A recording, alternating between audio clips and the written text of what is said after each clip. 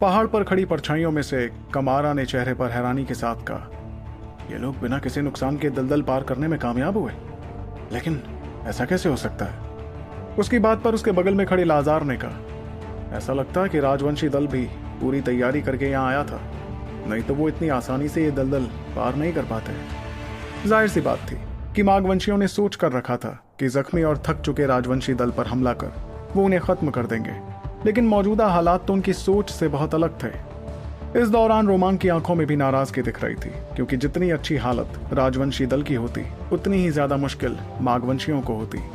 उसकी आंखों में कुशलेंद्र और बाकियों को खत्म करने की आग जल रही थी, क्योंकि मागवंशी दल को कैसे भी करके प्राचीन अमर पक्षी का आत्मिक अंश हासिल करना था। इतने में रोमांग ने गहरी सांस लेकर मुस्कुराते हुए कहा, इतना परेशान होने की जरूरत नहीं है, हम लोग बहुत वक्त से इस पल की तैयारी करते आए हैं। इस पूरे इलाके को समझने में हमने बहुत वक्त गुजारा है, इसलिए चाहे इन राजवंशियों ने थोड़ी बहुत तैयारी क्यों ना की हो, ये कभी हमसे आगे नहीं निकल पाएंगे। चलो इनसे पहले वहां पहुंचते हैं, ताकि मैं इनके स्वागत की पूरी तैयारी करके रखूं। इस दौरान राजवंशी दल तो आगे बढ़ता जा रहा था, क्योंकि वो अब सबसे गहरे हिस्से की तरफ बढ़ रहे थे, इसलिए सभी काफी सावधान थे। कालदोष दलदल के सबसे गहरे हिस्से में बेहद ताकतवर तिलिस्मी जानवर रहते थे। ऐसे में अगर वो जानवर कुशलेंद्र और उनके साथियों पर हमला कर देते तो उनकी मुश्किल काफी बढ़ जाती। इसलिए जंगल के इलाके से धीरे धीरे गुजरते हुए भी वो बड़ी शांति से किसी तिलिस्मी जानवर से दूर हो जाते। इस तरह आधे घंटे तक आगे बढ़ते रहने के बाद आखिरकार वो सभी जंगल से बाहर आने में कामयाब हुए। तब उन्हें एक काले रंग की पहाड़ी दिखने लगी, जिस पर बहुत बड़ी दरार नजर आ रही थी।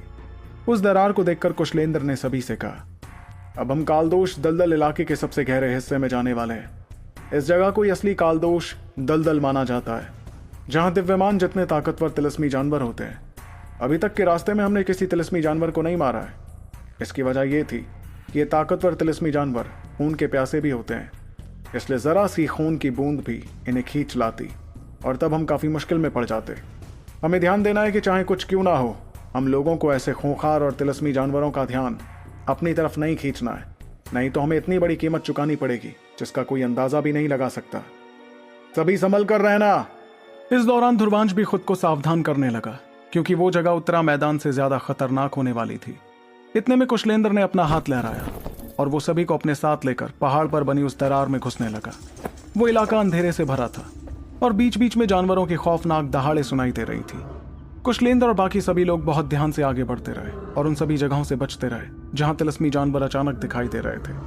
इस दौरान ध्रुवांश भी महसूस करने लगा कि मंगल और कुशलेंद्र दोनों ने ही अपनी अपनी चेतना शक्तियां बाहर निकाल दी थी, ताकि वो किसी भी खतरे से निपट जाते।